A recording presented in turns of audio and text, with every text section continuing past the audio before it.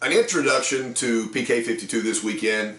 Just a couple of questions before I change gears in the middle of this Camry stream. Wearing a Ducati shirt. In my opinion, Ducati changed when Audi bought into Ducati, made the brand better, and now more and more people are looking at Ducati as a brand and an option. Big controversy with Nike this week. Will it help sales? Will it not help sales? I got to tell you that everybody on either side of the coin right now are talking about Nike. Why would you wear Adidas? Why would you wear Old Navy, Hollister? You go to any rural event in any place in America, people that don't own motorcycles are wearing Harley Davidson stuff. You buy your first Corvette, got to get a t-shirt. I mean, people wear brands. It's crazy. So some of these companies have made so much money on their motor clothes representing the brand because people are proud of supporting that brand, whether they even own that brand or not. It's really crazy. So I look at Toyota as one of the biggest players in the world, and when I go to an event, I don't see a giant amount of people wearing the Toyota logo or wearing the Toyota sayings and everything. And what an opportunity for that. So as we go into PK52 this week, make sure you understand that in your market, you have the ability to dress everybody in the market with your logo and your offering. If it's cool enough, they will wear it. If it means something to the community, they will support it. So think about the things I'm saying this week and think about the options that you can have with your own store and as you communicate back to our parent company. Stay tuned. Pausing away from Camry for just 1 week. PK52, the Saturday morning meeting. Good morning. I know we've been doing a series on Camry, and if you guys are training on Camry using this series and everything, I forgive my pause. But as I'm getting older, you know, I'm doing more and more stuff with my family and with my wife. And I'm starting to go to some of these national events, and some of you guys are just getting started in the car business and everything. I know it seems like a million years before you'll ever be able to enjoy the fruits of the labor you're putting in right now. But trust me, you'll get to a point in your life where you'll be able to enjoy some stuff that you're dreaming about right now. And you know what? Every one of you deserve it. So let's talk a little bit about what I experienced last week. A lot of you follow me on Facebook and you realize that I've taken a couple of epic motorcycle trips this year. I did almost a 4,000-mile trip to Sturgis. We went the week before and saw the countryside up in Wyoming and South Dakota, went through Colorado, and you know, I recommend that to everybody. I mean, you know, before you travel the world, you might want to see what this country has to offer because it is unbelievable. And it makes you proud to be a part of the greatest country on earth. And you meet some of the coolest people. I mean, people that see and do things differently and live a different lifestyle. It's amazing. And I'm hoping that it's helping me grow and to be able to see a broader perspective on you guys and people. So that was a good, obviously you guys know what Sturgis is all about. It's you know, sort of rally and it's a good time. But this last week I went to Harley's 115th celebration, 115 years of Harley Davidson. And the city of Milwaukee went bananas. Every park had a Harley event, every venue, from races indoors to races up a little mountainside.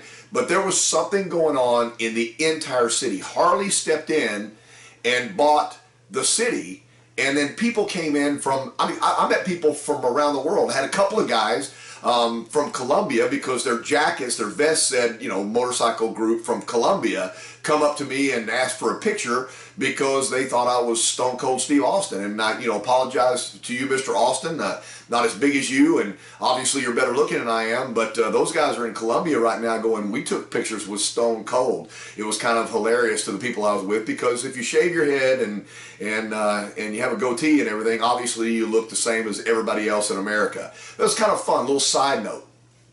Harley had, this was a party. This wasn't a dealer event, or it was to give back to the people that participate with Harley Davidson, people that have a motorcycle lifestyle. So they take a gamble when they do these big, huge events, and they open up the city and people come. It was raining, everything was muddy, but I promise you one thing, they rode from around the United States and flew in and rented motorcycles from around the world so they could participate in this event. So I'm challenging Toyota right now. If you are linked up with an email to a rep, your district manager, one of the AGMs or GMs of the region, or the VOMs or the CSOMs, and you guys are friends and you know them, why don't we have a discussion about this? Why don't we do something every year for the Toyota enthusiasts, for the people that might buy the new Supra that comes out? I mean, this is going to be an eclectic group of people. It's not going to be the regular everyday person that buys the Supra. What about the person that steps up and is part of our 35% growth in the Tacoma market? You know, 35% growth, and Ford's about to come out with a Ranger. If I was Ford right now, I'd be going like, dang, man, this is kind of bad timing because Tacoma's on fire. What about the new segment of Tundra owners and 4Runner owners and former FJ owners? Because FJ is just as hot as it's ever been before. So let me refer you to one dealership, and I could do more than one, but these guys are stepping it up. Koch, Koch 33. Koch 33, Nick and the crew down there. What they've decided to do is start an off-roading adventure club featuring Toyotas.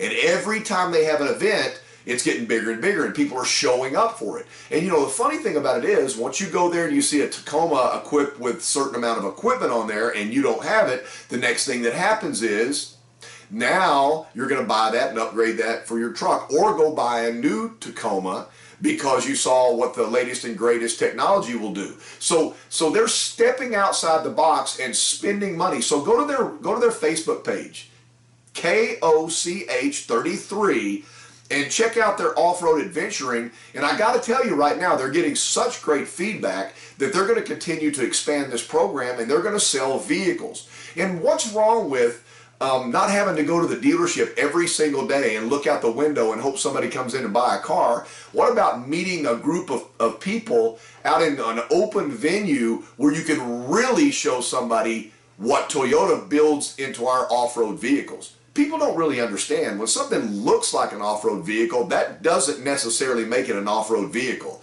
Toyota builds as much into our trucks that you can't see as the stuff that you can see.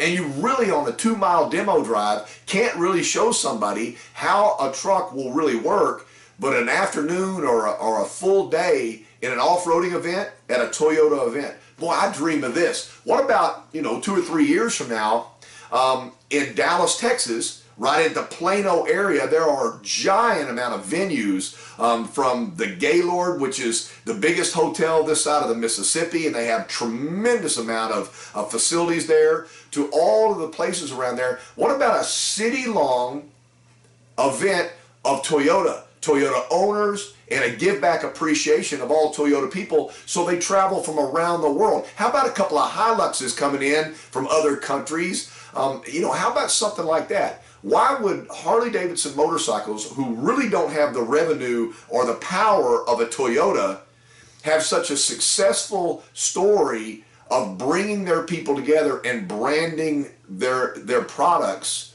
and that we're not doing anything like that? So I know this is kind of a sidebar, but I rode almost 4,000 miles and the last 1,200 in the rain on a 2018 Road Glide that was provided to me by a dealer.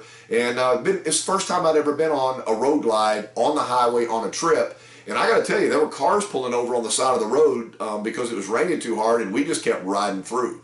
So, great testament to the brand. There are so many people in America that don't really understand the brand Toyota. So my challenge this week is, it's a challenge. In the year 2019, have at least one event, even if it's an on-dealership event.